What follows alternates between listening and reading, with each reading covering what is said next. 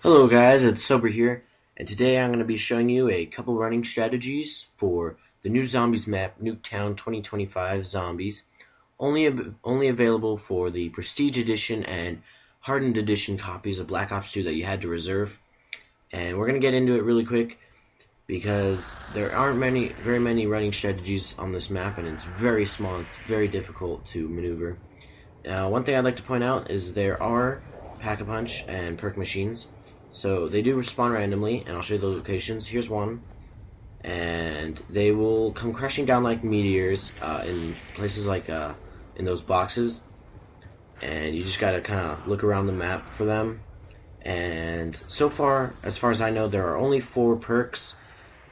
They just the 4 original perks: Quick Revive, Juggernaut, Speed Cola, and Double Tap, and then the Pack-a-Punch, of course.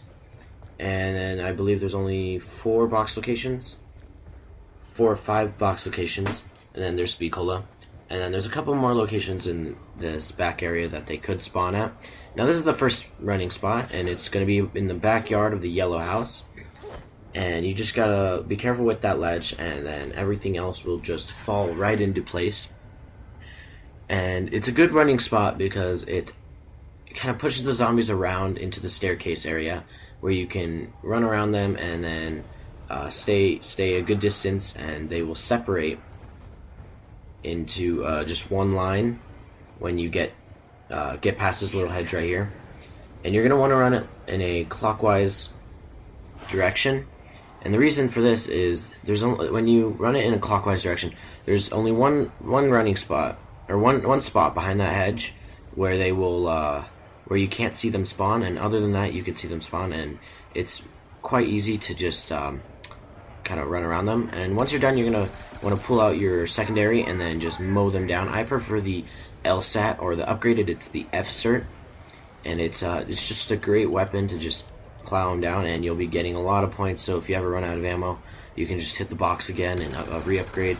And in this game you can actually upgrade twice, but as far as I know, it does not replenish ammo. It only changes the aiming sight, so the ACOG, it would turn into a red dot sight or target locator. Now the second place is going to be in the middle of the map, and you're going to want to run it in a clockwise direction and just kind of weave your way around all of these little bottlenecks. And you got to be careful, and the reason I like to run in a clockwise direction is there's far fewer places where you can get stuck. And you just got to be careful because some of the zombies will cut through that middle area, and it is quite difficult, and it's mostly recommended only if you have a third player, and you can use your ray gun to just kind of move around them. I like the backyards better, but just in case you guys are using a third player, this is a good spot for him to use. And if you ever get stuck, you can always go behind that truck. And then after you get it all settled, you can pull out your secondary and then mow them down. And then the third and final area is going to be in this backyard of the greenhouse. And this spot's a little bit bigger than the yellow house backyard, but it does have a couple more locations where you can get trapped, and you got to be extra careful running this. And the thing with this one is actually you can run it in a clockwise and counterclockwise direction. It's mostly on what you prefer, just because there's actually a lot of spawning locations where you will not be able to see them, and you'll have to quickly just jump around them. So you want to start out the round just kind of moving around, and the zombies will start coming quick around, level 25. So you just got to be careful for the first 30 seconds of the round.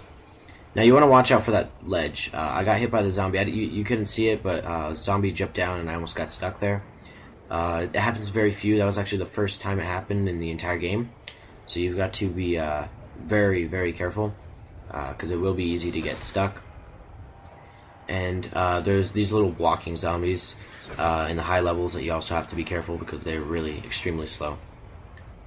Now, once you're done, you can actually just pull out your LMG, and also if you get stuck, you can kind of circle around the backyard there in the little garden. It's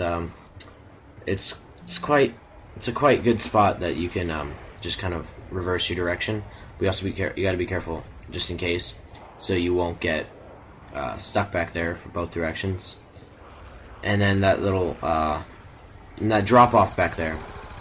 If you're going to be turning around to shoot, you've got to be watching your back, and then just go ahead and mow them down. Now, one thing I'd like to point out is the claymores in this game. They changed them, so once you put down, I believe it's 10 or 12 claymores, every claymore after that will explode on placement, and you can use that to your advantage, or you can just place the claymores and let the zombies trigger them. I like to use them right when they explode. I feel like it does more damage. So you just place them and they will explode right on impact. And just with 2 claymores, the entire horde is just completely obliterated. So that's going to be doing it for today, guys. I hope you enjoyed this video, and I hope you guys will like the running routes. It's pretty much just the entire map, and it's recommended that you only play with 1 to 3 players. If you can play solo on this, it might be a little bit more easy, but that way, because you won't have to deal with teammates going down, because you will get downed a lot. But if you decide to play with 3 players, just follow the running strategies you did here, and hopefully you guys will get to a high round.